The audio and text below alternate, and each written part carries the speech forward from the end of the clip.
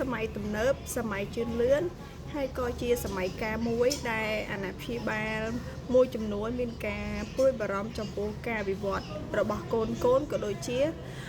ភាពរីកចម្រើនរបស់កុមារដែរចាអញ្ចឹងនៅក្នុងនឹងដែរគឺតកតងទៅនឹងកុមារពិសេសភិកច្រើនដោយសារតែសម័យបច្ចេកវិទ្យាសម័យជឿនលឿនសម័យទំនើបក៏ដូចជាបរិបទនៃការរស់នៅជុំវិញខ្លួនមានគីមីច្រើនវិទ្យុសកម្មចាជាពិសេសគឺថ្នាំញៀនគ្រឿងញៀនផ្សេងជាសារធាតុគីមីមួយចំនួនដែលធ្វើឲ្យប៉ះពាល់ទៅដល់បុត្រធីតារបស់លោកប៉ាអ្នកម៉ាក់ដែរហើយសម័យកាលនេះជាសម័យកាលក្រោយកូវីដហើយក៏ជាសម័យកាលដែលសម្បូរទៅដោយកុមារអូទីសឹមក៏ដូចជាកុមារយឺភាសាកុមារ Down syndrome និងកុមារ ADHD ជាច្រើនដែលអាណាព្យាបាលមួយចំនួនគាត់អត់ទាន់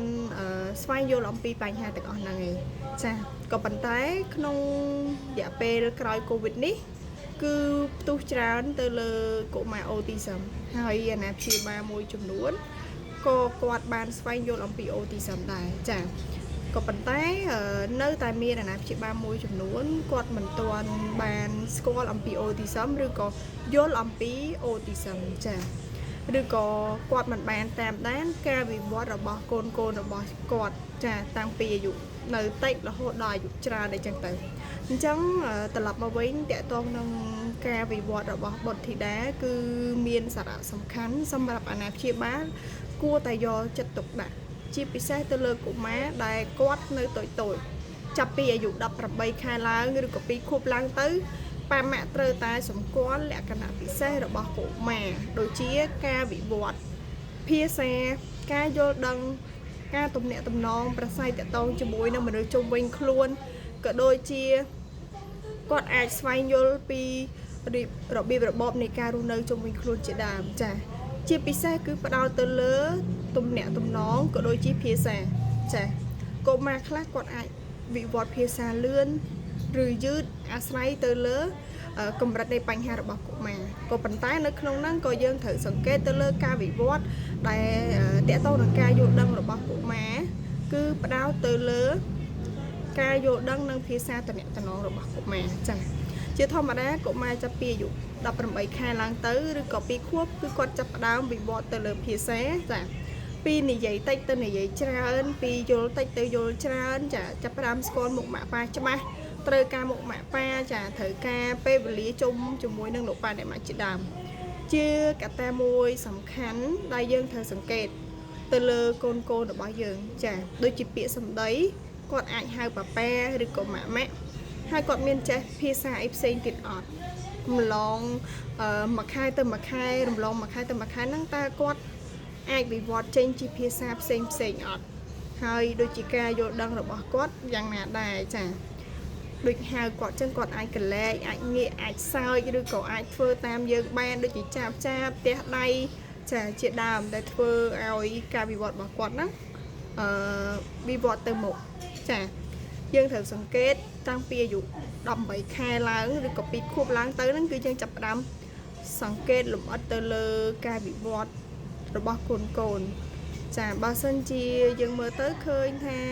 ការវិវត្តរបស់គាត់ខុសប្រក្រតីឬក៏មានការវិវត្តយឺតយ៉ាវយើងត្រូវទៅតាមដានព័ត៌មានលម្អិតបន្ថែមទៀតទៅលើកុមារឬក៏យើងសួរអាណាព្យាបាលដែលគាត់ធ្លាប់មានបុត្រធីតាមុនយើងឬក៏បងប្អូនសាច់ញាតិអីដែលគាត់មានកូនដូចយើងដែរយើងសង្កេតមើលតើកុមារផ្សេងហ្នឹងគាត់វិវត្តពីចេះដឹងតិចទៅចេះដឹងច្រើនហ្នឹងនៅអាយុប្រហែលឆ្នាំចាពួកកុមារខ្លះគាត់ឆ្លាតមែនតើអាយុត្រឹមតែ2ឆ្នាំទេគឺគាត់ចេះខ្លាំងចាមិនថាទៅលើភាសាការយល់ដឹងភាសាតំណែងការប្រស្រ័យតាក់ទងអីហ្នឹងគឺគាត់ចេះច្រេះហ្មងទីទៅភាសាឆ្លងឆ្លើយមួយយើងហ្នឹងគឺល្អចាចេះតវ៉ាមួយយើងនិយាយឆ្លងឆ្លើយមួយយើងសួរនាំអីផ្សេងទៅលើភាសាតំណែងអញ្ចឹងយើងត្រូវមើលការវិវត្តរបស់កូនយើងតើបែបហ្នឹងអត់ចាមានស្តង់ដារវិវត្តពីមួយខែទៅមួយខែគាត់វិវត្តទៅមុខអត់ឬគាត់នៅតែប៉ុណ្្នឹងទេឬក៏អាចខ្សោយជាងមុនទៀតពីចេះនិយាយទៅជាលែងចេះនិយាយចាហើយនៅក្នុងអំឡុងពេលហ្នឹងដែរគឺជាពេលដែលយើងត្រូវយកចិត្តទុកដាក់ សំខាន់យ៉ាងខ្លាំងទៅលើកុមារចាដោយសារតែកុមារមានការវិវត្តស្ទុះលឿនគឺអាយុគាត់នៅតិចហ្នឹងឯងគឺមានការវិវត្តការយល់ដឹងការប្រែប្រួលគឺលឿនមែនតើនៅអាយុតិចអញ្ចឹងប៉ាម៉ាក់ត្រូវតែយកចិត្តទុកដាក់នៅចំណុចនេះដើម្បីដឹងអំពីការវិវត្តរបស់កូនតើគាត់មានប៉ះពាល់ផ្នែកណាមួយអត់ចាយើងផ្ដោតទៅលើសុខភាពរបស់កុមារហើយក៏ដូចជាសុខភាពគាត់ការញ៉ាំការគេងហើយក៏យើងត្រូវតាមដានអំពីបញ្ហាគាត់ផ្សេងទៀតដែរ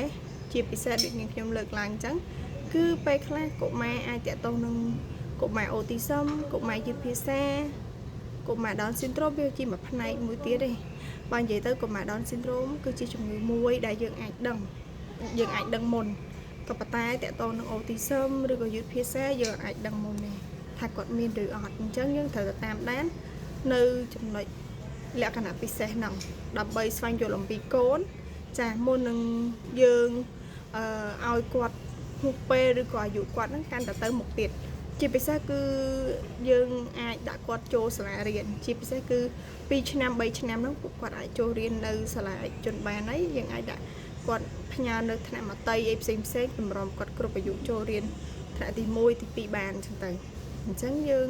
ត្រូវកំណត់សម្គាល់លក្ខណៈ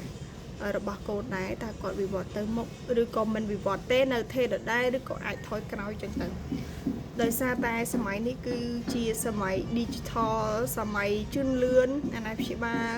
មួយចំនួនក៏មានការរវល់តទៅនឹងការរកស៊ីឬក៏ការធ្វើការដោយអត់មានពេលវេលាគ្រប់គ្រាន់សម្រាប់កូនអញ្ចឹងជាហេតុមួយដែលធ្វើឲ្យកុមារមានការកង្វះខាតតទៅនឹងការយកចិត្តទុកដាក់ពីអាណាព្យាបាលក៏ដូចជាភាពកក់ក្ដៅពីអាណាព្យាបាលដែរដោយសារតែអាណាព្យាបាលគាត់អត់សូវមានពេលនៅជាមួយកូននៅបានតែពេលយប់ពេលគេងលក់អីចឹងទៅអញ្ចឹងពេលវេលាតិចមែនទែនសម្រាប់កុមារជាមួយនឹងអាណាព្យាបាល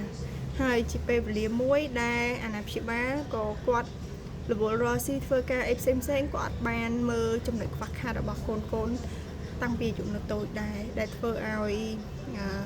ការជួយឬក៏ការស្វែងយល់អំពីកុមារតម្រុំតែគាត់ដឹងថាមានបញ្ហាអីមួយគឺវាធ្វើឲ្យកុមារ delay ទៅអាយុ3ឆ្នាំ4ឆ្នាំ5ឆ្នាំអីចឹងទៅតម្រុំតែយើងបានជួយគាត់គឺវាហួសពេលមួយចំនួនចាតែបើសិនជាយើងបានជួយគាត់តាន់ពេលវេលាធ្វើឲ្យកុមារហ្នឹងអាចល្អប្រសើរបានលឿនឬក៏យើងជួយគាត់ទៅត្រូវគោលដៅគឺគាត់អាចវិវត្តបានលឿនចាអញ្ចឹងនៅក្នុងវីដេអូនេះគឺនាងខ្ញុំមានតែប៉ុណ្ណឹងសម្រាប់ឲ្យប៉ាម៉ាក់ស្វែងយល់អំពីបុត្រធីតារបស់ប៉ាម៉ាក់បន្ថែមទៀតចាបើសិនជាលោកប៉ាអ្នកម៉ែមានចម្ងល់អីតើតោះនឹងកុមារមិនថាជាកុមារអូទីសឹមកុមារយឺតភាសាឬក៏កុមារមានតម្រូវការពិសេសផ្សេងដូចជា